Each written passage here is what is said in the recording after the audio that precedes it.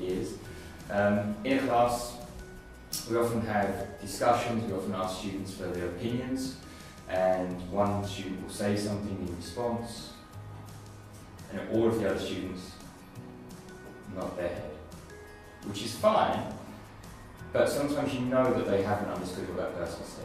Maybe it's pronunciation, maybe it's just because the grammar was so badly incorrect that it made it unintelligible. So I think what's a good idea, and you have to create a very trusting environment for this to happen, because everyone's very self-conscious, and depending on culture you need to be aware of this. But if you can create the kind of environment where everyone feels safe and trusting, it's really good to then start asking other students, what did he say? Not did you understand him, but what did he say? Can you repeat it? Could you say it in a different way? Could you paraphrase it?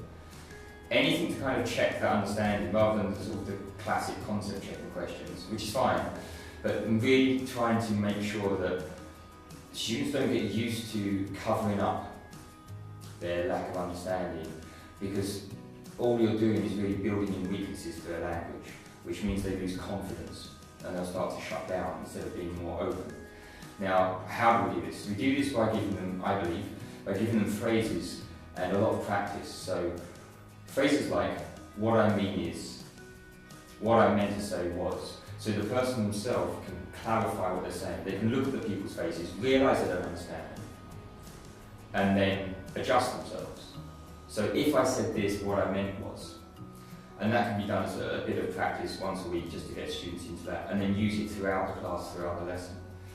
And you can also give everyone else phrases that will help them politely ask for clarification or ask for a better understanding. For example, when you said this, did you mean? Or if I understand you correctly, are you saying?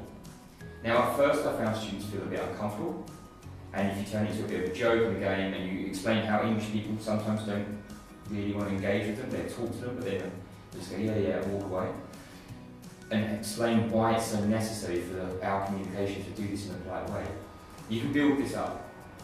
And in the end, you'll have a classroom where everyone's, hopefully, if it goes well, engaging with each other and really getting to feel like they're expressing their true ideas and feel like they're being heard, which I think is one of the most important things.